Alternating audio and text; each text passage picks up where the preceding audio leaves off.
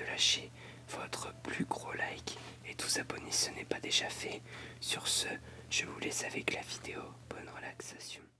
Hey tout le monde, hey tout le monde, c'était ASMR.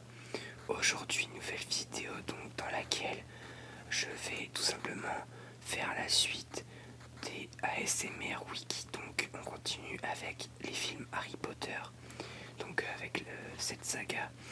Et la dernière fois on avait fait Harry Potter et le prisonnier d'Azkaban. Donc du coup on va continuer avec le prochain film qui est Harry Potter et la coupe de feu. Donc Harry Potter and the Goblet of Fire en anglais. Donc tout d'abord je vais lire le début, donc c'est un petit texte de 5 lignes à peu près. Ensuite je vais lire la synopsis, la synopsis, donc dedans il y a l'accroche on va dire, et le résumé détaillé.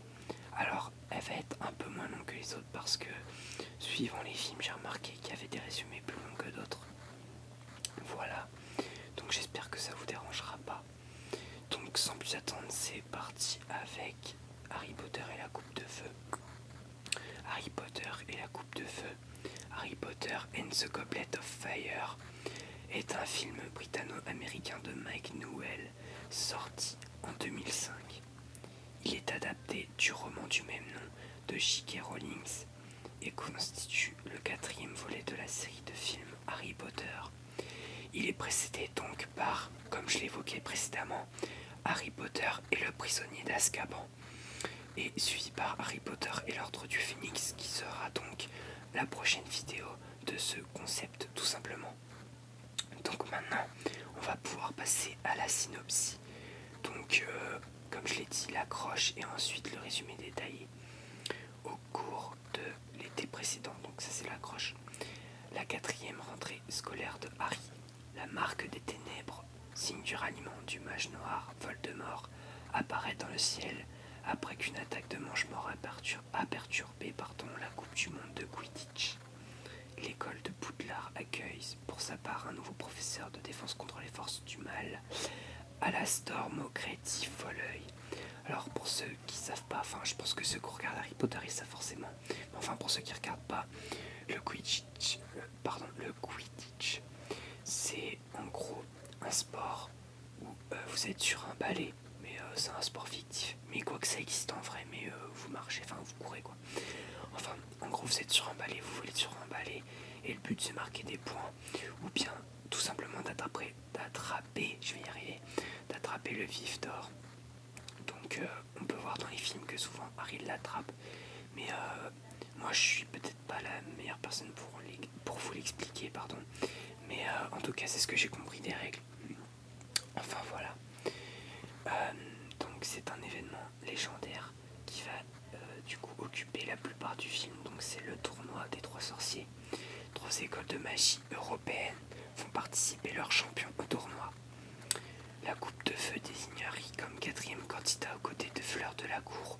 Donc elle vient de l'école française Victor Krum, je pense que c'est l'école qui vient plutôt du côté de la Russie ou un truc comme ça. Et Cédric Diggory, ça je sais pas d'où il vient. En tant que 4e champion, d'ailleurs Cédric Diggory, pour ceux qui ne le savent pas, a été joué par Robert Pattinson qui a joué Batman et Edward dans Twilight si je me trompe pas. En tant que 4e champion, il doit lui aussi affronter donc les épreuves au péril de sa vie pour remporter le trophée des 3 sorciers. Et le film se termine par le retour de Voldemort qui regagne sa puissance. Donc maintenant on va passer au résumé détaillé. Donc en gros c'est ce que je vous ai lu là, mais en un peu plus détaillé. Donc âgé de 14 ans, Harry est tourmenté par des cauchemars dans lesquels il rentre en connexion avec l'esprit de Voldemort, voyant ainsi tout ce que fait autour de lui, donc l'esprit. Il assiste entre autres au meurtre d'un vieux moldu par le mage noir. En vacances chez les Weasley, il assiste à la Coupe du Monde de Quidditch, durant laquelle les fidèles de Voldemort, les Mange-Morts, défilent en semant la terreur et la panique dans le campement où Harry et les Weasley se trouvent. La marque des ténèbres apparaît, lancée par un inconnu.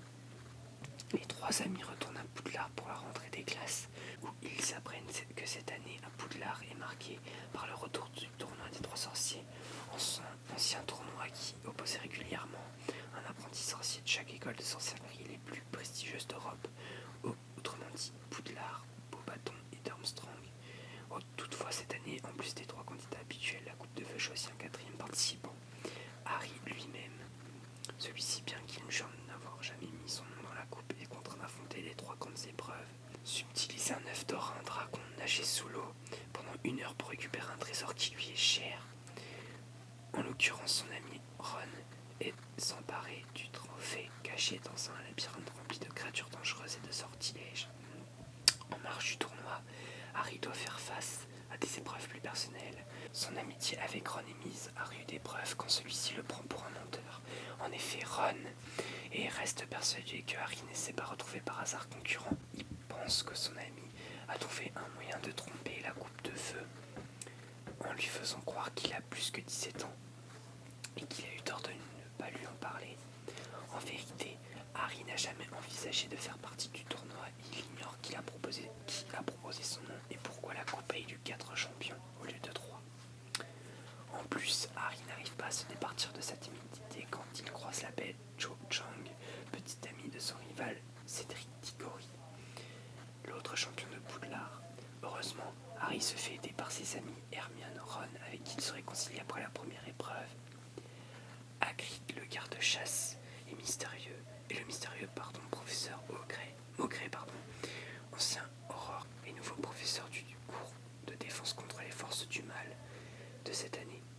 Grâce à cette aide, Harry arrive à attraper le trophée dans le labyrinthe en même temps que Cédric Diggory durant la troisième et dernière tâche. Mais le trophée se trouve être un porte-loin qui l'emmène dans le cimetière des Gédusors.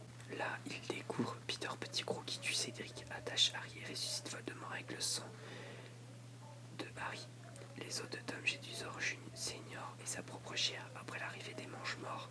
Voldemort se bat en duel avec Harry, mais un étrange phénomène se déclenche qui empêche Voldemort de faire du mal à Harry et qui fait apparaître le fantôme des parents de Harry. Harry peut se sauver avec le corps de Cédric. Reste que Voldemort est de retour. Harry apprendra plus tard que les traîtres au sein de Poudlard ayant activé le porte-loin du labyrinthe, ainsi que mis la candidature de Harry dans la Coupe de Feu, ainsi que d'autres événements, n'est autre que le soi-disant professeur Maugrey qui est en fait un mange-mort parti Groupton Junior, agissant sous l'apparence du professeur grâce à l'effet du polynectar qu'il buvait régulièrement. Le vrai Maugrey est retrouvé enfermé dans un coffre situé dans sa chambre. Enfin, Dumbledore explique à Harry que c'est a priori un Cantadoum qui a empêché Voldemort de lui faire du mal. Voilà, c'est la fin de cette vidéo. J'espère qu'elle vous aura plu. N'hésitez pas, du coup, à me dire en commentaire quelle série de films vous voulez que je fasse après Harry Potter. Voilà, c'était TSA ASMR. A plus pour une prochaine vidéo. Bye.